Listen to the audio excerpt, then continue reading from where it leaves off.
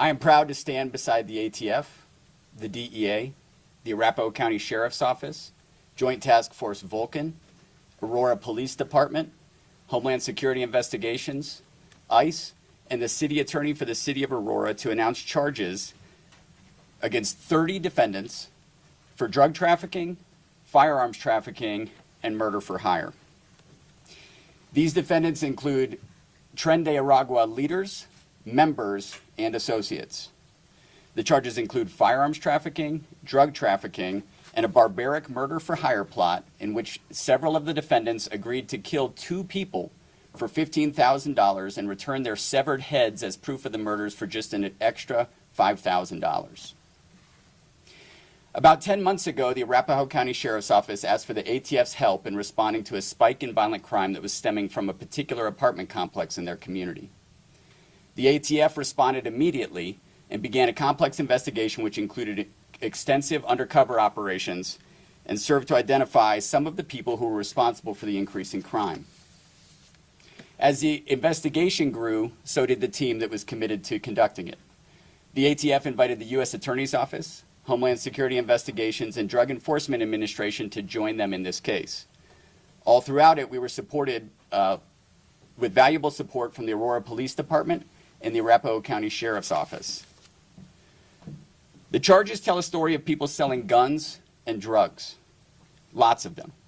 The affidavits which have been filed in this case also tell a story of a murder for hire plot and other crimes that the defendants were willing to commit, such as sex trafficking.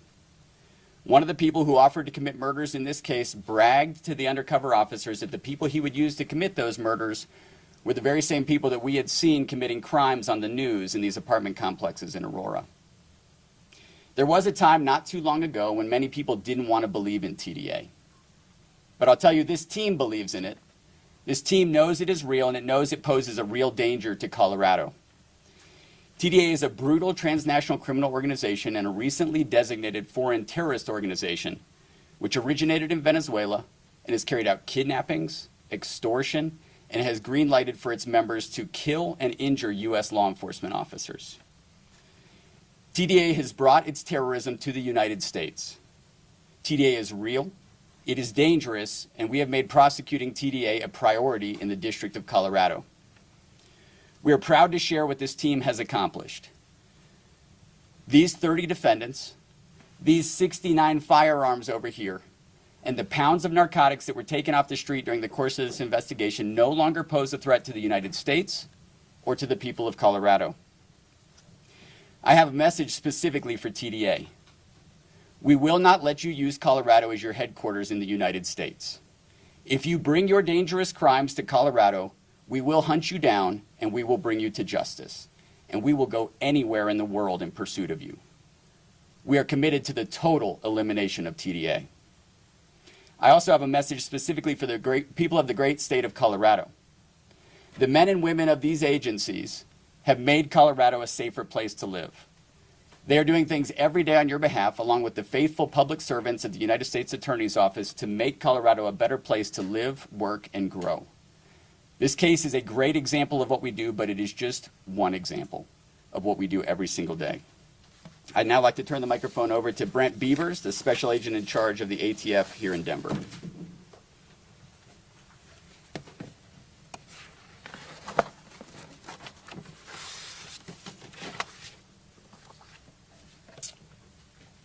Good morning. As the U.S. Attorney mentioned, I'm Brent Beavers, ATF Special Agent in Charge for the Denver Field Division. The investigation we are presenting to you today exemplifies the power of collaboration, uniting federal and local partners to achieve significant impact in our communities across the nation and internationally. As the U.S. Attorney mentioned, in October 2024, the Arapahoe County Sheriff's Office noticed a spike in violent crime at the Ivy Crossing apartment complex. The Arapahoe County Sheriff's Office requested ATF assistance to address this spike.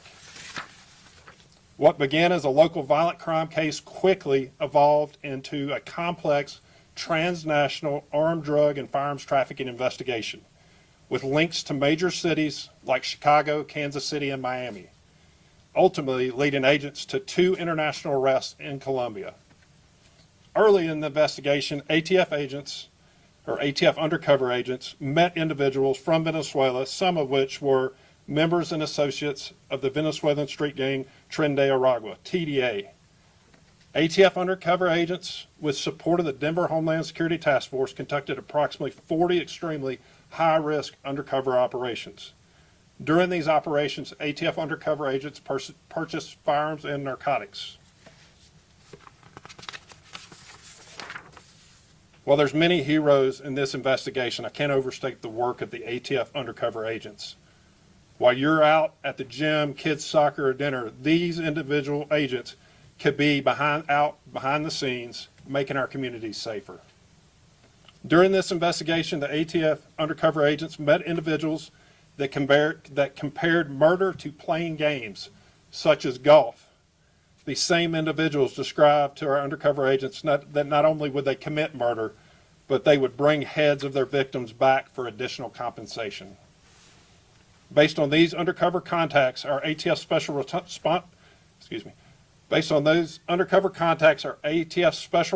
team, again with the support of the Denver Homeland Security Task Force, conducted several high-risk operations and multiple search and arrest warrants. The 69 firearms purchased or recovered during these operations are displayed here today, some of which are privately made firearms and at least one equipped with a machine gun conversion device. 27 of the firearms are linked by ATF knobbing technology, telling the part of a story to 67 separate shooting events in Colorado and across the country. By removing these firearms from the street, we've disrupted a dangerous cycle of violence, preventing further harm to our communities and sending a clear message to criminal networks. We are here and together at a local and federal level, and we will bring you to justice. In addition to the Firearms Drug Enforcement Administration Special Agent in Charge, David Oleski, will talk to you about the drug trafficking involved in this case, to include the seizure of multi-kilogram amounts of 2C. You'll also hear from Sheriff Tyler Brown about the impact of this investigation as a result of the collaborative effort. This case proves that partnerships between federal, state, local, and international law enforcement are critical into dismantling sophisticated criminal enterprises. We must continue to strengthen these alliances to keep our communities safe, and I'm so thankful for the partnership that you see here today. In closing, this announcement should send a clear message to those engaged in organized gang crime in our communities that law enforcement in Denver is unified, and we will leverage all resources available to dismantle gangs that cause violent crime here. And I'll turn this over to Special Agent in Charge David Oleski. Thank you.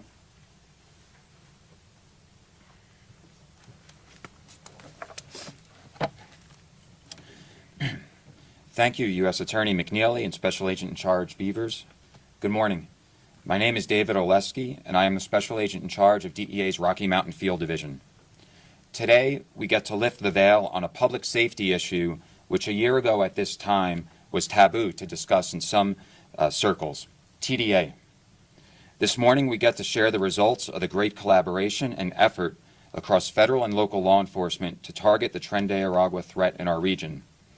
1 year ago, in August 2024, after our agency seized more than 12 kilograms of fentanyl linked to TdA, which was destined for Aurora, our DEA Rocky Mountain Field Division put out a statement affirming TdA's presence here in the state. That quantity alone could have killed more than 900,000 Americans. Fentanyl continues to be the #1 drug threat facing our nation and DEA's top priority. While that seizure was key to affirming TdA's presence and role in drug trafficking here in the region, it also now serves as a marker. It was a starting point for DEA to enter the fight. With TdA Aragua engaged in the trafficking of fentanyl and other deadly drugs, they put themselves into the same category as the Sinaloa cartel and the Jalisco cartel. As Zach Beavers mentioned, ATF was asked by the Arapahoe County Sheriff's Office to assist in addressing the spike in violent crime associated with the Ivy Crossing apartment complex. Due to the great partnership between our agencies and the strength of the relationships among our frontline agents, DEA joined in, and together we set off on a path to target TdA. Over the course of the past year, there have been a number of significant enforcement actions taken against TdA, which have captured the attention of local and national media, the community, and of course those of us in law enforcement. From the makeshift nightclub raid in Adams County back in January, to the apartment complex operations at Cedar Run and Ivy Crossing earlier this year, our agencies have utilized every resource available to address the Tren de Aragua threat and the harm this foreign terrorist organization has caused our community. The assortment of investigative techniques utilized throughout the course of this operation is impressive. From the outstanding undercover work by ATF locally to the international collaboration abroad in Colombia, our DEA agents worked hand in hand with each of these agencies to achieve the results detailed.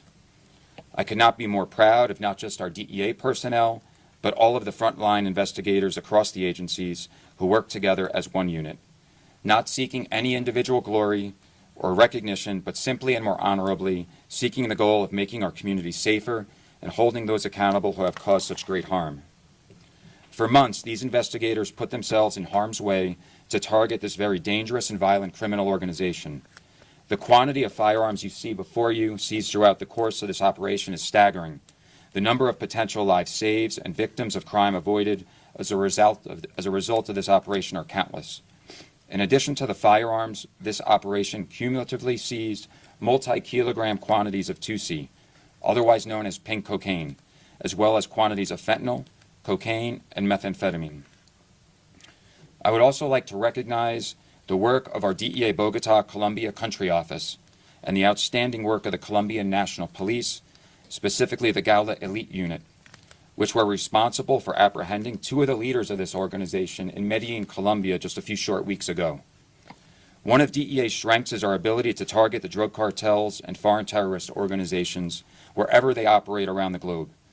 This is in large part due to the strength of our international partnerships.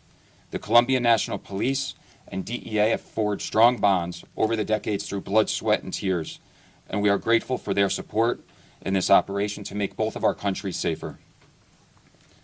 Looking back at the past year, has TDA's influence and capabilities in the region been diminished as a result of these efforts? I'd say it has. Is this community safer today from the threat of TDA than we were a year ago? I'd say it is. Is there more work to be done? Absolutely. But the public can be assured that DEA will continue to be relentless in pursuit of members and associates of this organization with the ultimate goal of making our community safer and holding those accountable who cause it harm. I want to thank the leadership across all the agencies involved. It's an honor to be here today alongside each of you sharing and telling the story. Thank you. And now please allow me to introduce from the Arapahoe County Sheriff's Office, Sheriff Tyler Brown. Thank you, sir.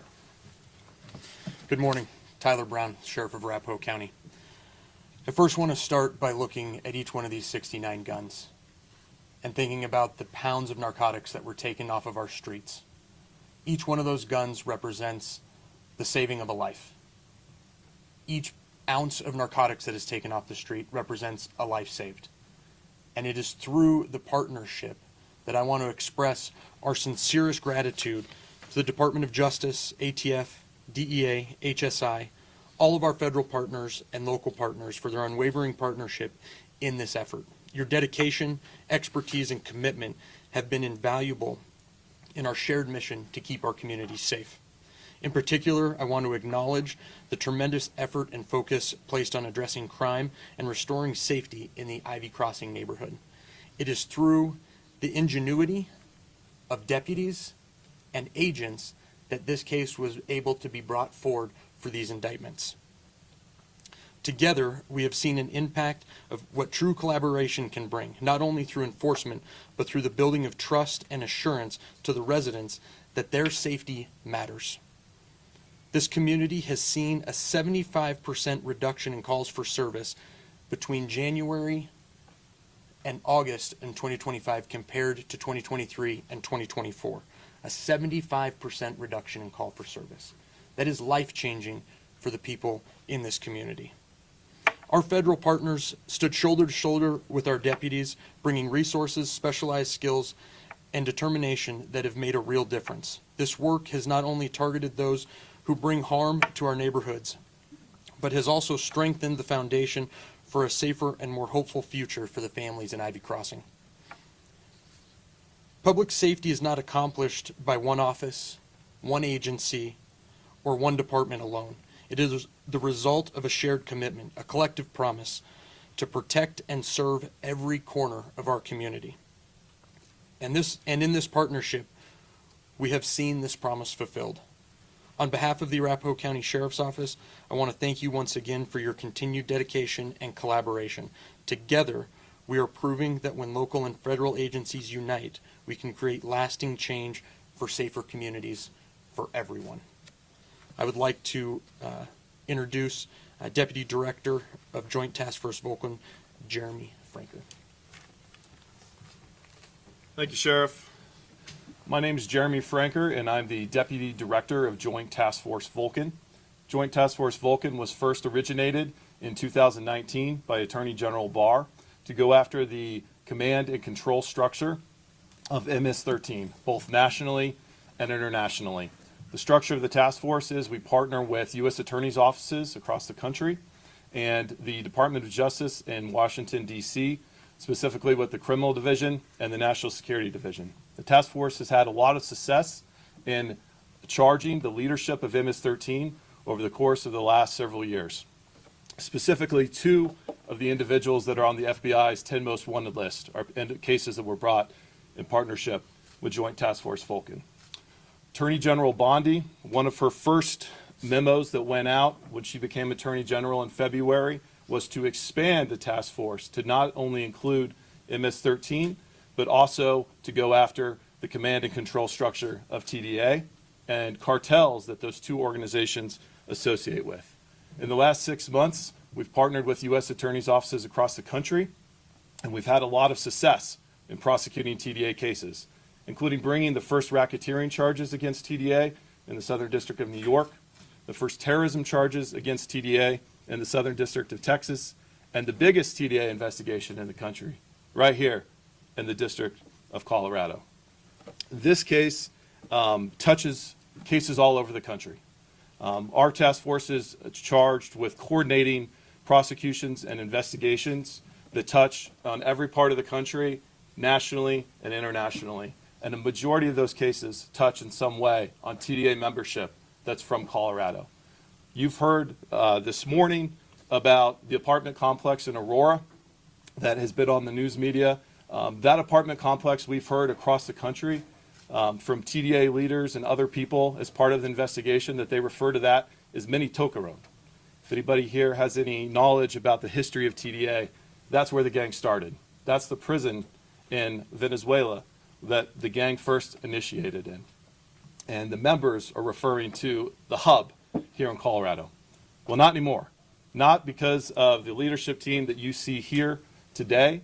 They have done a phenomenal job in investigating this case and bringing these charges. You've heard from ATF, you've heard from DEA, you've heard from the Arapahoe County Sheriff. We'd also like to reference HSI, who's here as well.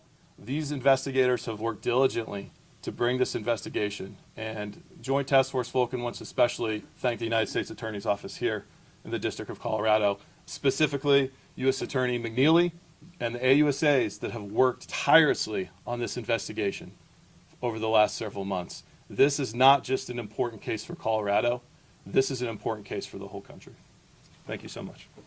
I'll turn it over to U.S. Attorney McNeely for questions at this time. Thank you. Are there any questions? How many members are people who are indicted? How many are they TdA? So the best estimate I'll give, and I would reference everyone back to the case materials in the case. 3 leaders have been charged here, 2 who've been arrested in Colombia, and then 1 in the 28-person indictment is probably the safest count of actual leaders in Tren de Aragua. We would estimate approximately 5 other members and then numerous associates. On top of that, there's plenty of people who chose to commit crimes with TdA who we would not say are probably formally identified with the gang, but they fell in line with it in order to carry out crimes here in the District of Colorado. And another follow-up question. I heard you say they referred to one of the properties as the Mini Tokaron, like the mini prison. What is that, the Ivy Crossing apartment complex? No, What they call it? Yes. Edge of Lowry, East Dallas. Sorry. Would you like to clarify, Chief? Yeah, absolutely. Chief Chamberlain from the Aurora PD is going to clarify the answer to that question. Yeah, again, the one I think he's referring to, and correct me if I'm wrong, but I think it's going to be Dallas Street, the edge of Lowry, both in Aurora. And I think that's really an important aspect to think about. Again, 2 years ago, a year and a half ago, the city of Aurora, many people here didn't even know what TdA was, who TdA were, what they were about. That changed drastically. We learned very quickly TdA is incredibly violent. Specifically in Aurora, we learned how violent they are. We learned what their mission was. Their mission was to be like a parasite and basically take over any area that they can control. We also know that TdA, without question in Aurora, specifically the ones that they are talking about here, their mission and their primary goal is to victimize the immigrants that they came here with. And I think that's something that gets forgotten quite a bit. And so when you look at that ground zero in Aurora, the Dallas streets or the edge of Lowry, I think speaking volumes about what we are here today as a group coming together to impact what we see over here. Because 2 years ago, much of this was unknown. It was still being navigated. It was still being figured out. What happened 2 years ago is never, ever going to happen again in the city of Aurora or any other jurisdiction that any of these partnerships have collaboration over. We will, without question, identify those involved, stop those involved, and eradicate the parasites that they are. The violence that they bring in, the crime they bring in, the impact to a community as a whole and the immigrant community cannot be tolerated. And through collaboration like this is what's making that difference. And again, when I see people that are involved in demonstrations, protesting against ICE, protesting against HSI, protesting against things like this, I ask the questions, who do you really think you're protecting? You are protecting the exact suspects that are involved in activity like this. We are not going to tolerate it. We are working in collaboration and partnership to address it. And we will not allow TdA or any other group that comes in on a failed policy have an impact to this state, to our cities, and to this country. Why, if I can ask a follow-up question to that, why did TdA pick Aurora or Colorado? It's not on the southern border of the country, it's further inland. And do you guys have any knowledge as to why they would have come here? I'd like to invite Homeland Security Investigations Special Agent in Charge Steve Kagan to answer that question. As I think we all know, when people migrate here, right, they migrate to places that they know, people that they understand, people that they can communicate with. Throughout multiple investigations that we've had so far, a lot of the information comes out that they followed resources, that they were offered resources in the state of Colorado that they weren't offered elsewhere. But at the same time, once one group came and had a stronghold here, then their friends came. So yes, they were offered resources here that they weren't offered elsewhere, but at the same time, once they got their stronghold in the city of Aurora, then everybody else came to this location. And was it at that Dallas Street apartment complex, the edge at Lowry, where you guys believe everything began? Was it that the beginning of it? Out of the information that we have, yes. How far back was it? Sorry, one more question. How far back before August of 2024 do you think they might have been here? Let the chief answer that one again. Yeah, what we saw in Aurora, again, was based on what I think people thought was a good idea at the time, which turned out to be absolutely a failed policy. There was a number of people, we saw approximately 40,000 that got located into the Denver area or the Aurora area. We ended up in Aurora getting a majority of those, and it's exactly like my HSI partner mentioned.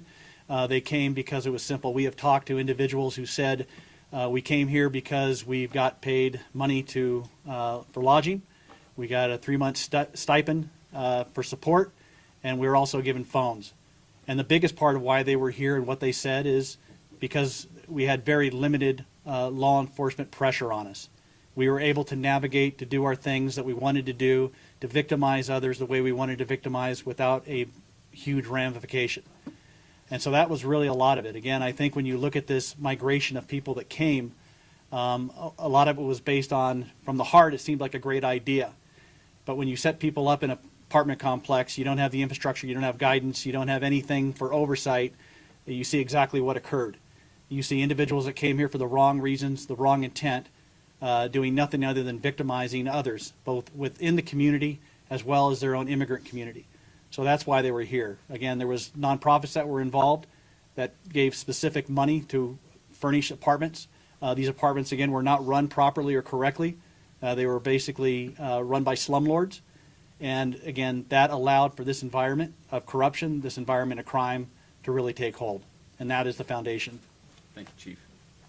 Other questions? I had was you would give them the names. I'm going to go here and then I'll come right to you. Thank you. Just two questions. The DHS is contemplating to sentence this criminal and pay jail here, or you're gonna deport it to Venezuela because the people in Venezuela don't want bad people again over there. The 30 people who have been charged in these two cases will be prosecuted here in the District of Colorado. And as an initial matter, if they are found guilty, they will be sentenced here and sentenced to prison in the United States. That is how our system typically works. And the final question, what's your message for the community of Venezuelans here in Colorado that not related to TdA, because the majority of these people, I'm included as a Venezuelan, sometimes they are feared to be in the streets because everything is gonna go back to the Venezuelans. What do you say to this community that they are truly working here in the United States?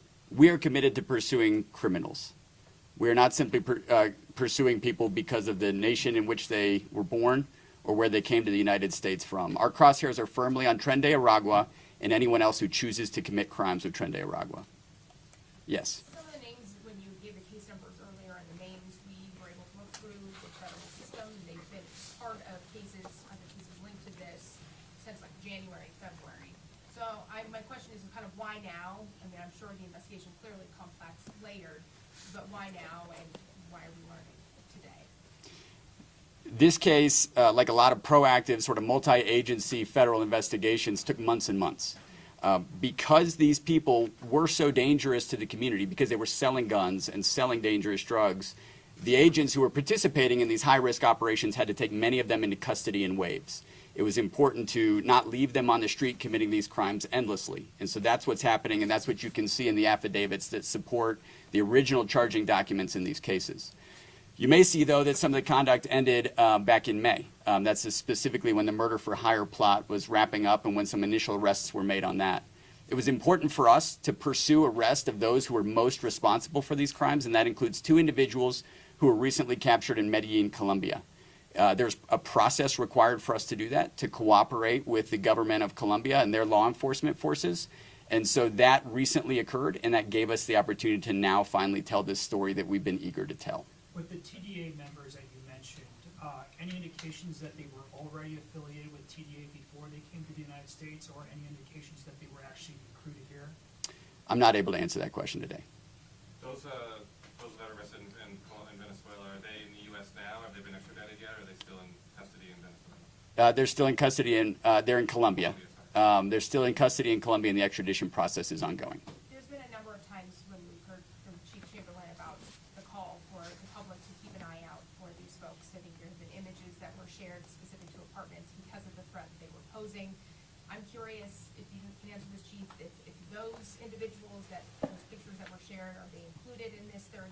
Does the community still need to be concerned that these members that are consistently being recruited or coming to from Venezuela with TdA? What's kind of the status on that locally? I think this case marks remarkable progress in the fight against Tren de Aragua, but we're not done. And these agencies are not finished working on it. The assistant U.S. attorneys at my office are not finished working on it. And so there is still a threat to Colorado, but we're committed to mitigating that threat up until the point that we eliminate Tren de Aragua completely here in the District of Colorado, but we also have an interest, and we believe that our efforts will have ripple effects throughout the country. How many members of TdA do you think are in Colorado? And what's your evidence of that or proof of that? I don't have a good estimate of that today. From a municipal standpoint, maybe the chief can answer this. Is there any plans on the municipal level to maybe start looking at the property, Ivy Crossing? Again, that's going to go back to Tyler, but I can. We could have a sheriff talk. Yeah.